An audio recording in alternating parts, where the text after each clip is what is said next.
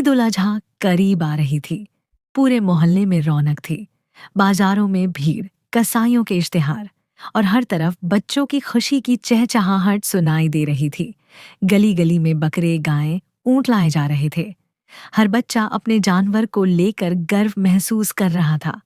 मोहल्ले के 3 दोस्त, अली, सारा और हसन, भी बहुत उत्साहित थे। अली ने एक खूबसूरत सफेद बकरा खरीदा था। उसके कान लंबे, पूंछ छोटी और आंखें इतनी बड़ी कि लगता था कुछ कहना चाहती हैं। वह उसे चमका कहकर बुलाता था। सारा के अब्बू ने उसे एक मोटा ताजा काले रंग का दुम्बा लाकर दिया था। उसके शरीर पर रुई जैसे बाल थे। सारा ने उसका नाम मोंगो रखा और हसन का बकरा था टम्बो, छोटा, तेज दौड़ने वाला, सबसे शरारती। जब कोई उसके पास आता तो वो एक छलांग में दूर निकल जाता। ईद से 2 दिन पहले बच्चे अपने जानवरों को सजाने में लगे हुए थे। चमका के गले में फूलों का हार था, मोंगो की सींगों पर गुलाबी रिबन बंधी थी और टम्बो के गले में घंटी बज रही थी। मोहल्ले वाले तारीफ करते नहीं थकते थे। अरे वाह, अली का बकरा तो वाकई चमक रहा है। सारा का दुम्बा तो ऐसे लग रहा है जैसे कार्टून से निकला हो। और ये टम्बो लगता है ओलंपिक में हिस्सा लेने वाला है। बच्चे बहुत खुश थे। वे अपने जानवरों को खिलाते, नहलाते और शाम को टहला कर लाते। मगर जैसे ही ईद का दिन करीब आया, उनके दिल भारी होने लगे। ईद की सुबह अजाने फज्र के बाद सब लोग तैयार होने लगे।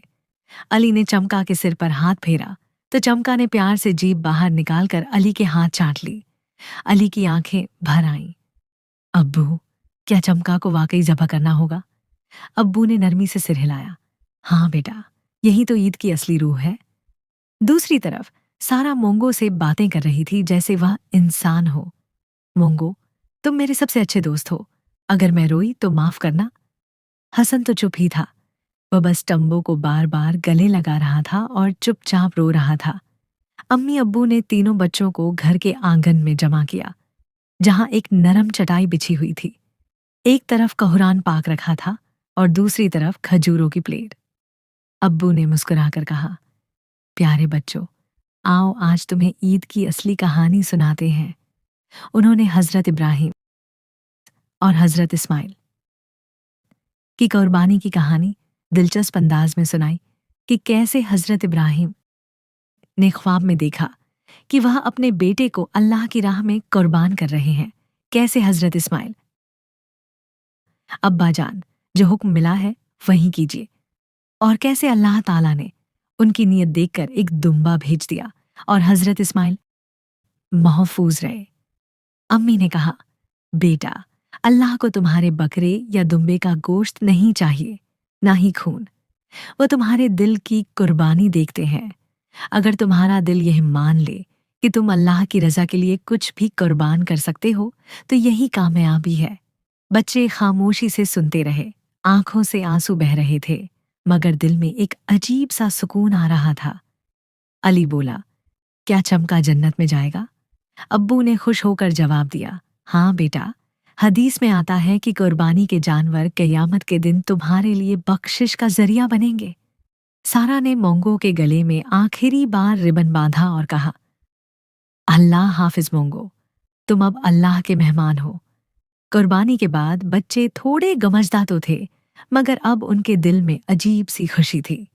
वे गोश्त के पैकेट तैयार कर रहे थे, कुछ गरीब पड़ोसियों के लिए, कुछ नानी के घर भेजने के लिए और कुछ अपने लिए दावत के लिए। सारा ने हसन से कहा, देखो, अगर हम कुर्बानी ना करते तो ये सब खुशियां, ये बांटना, ये अज्र हमें ना मिलता। अली ने सिर हिलाकर कहा, और चमका, वह तो अब हमारी नीयत के बदले अल्लाह के पास है। शाम को सब बच्चे पार्क गए, झूले लिए, आइसक्रीम खाई और ईद की खुशियों में शामिल हो गए। कुर्बानी सिर्फ गोश्त काटने का नाम नहीं, बल्कि अपने दिल से अपनी चाहत, मोहब्बत और जज्बात अल्लाह की रज़ा के लिए पेश करना ही असली कुर्बानी है।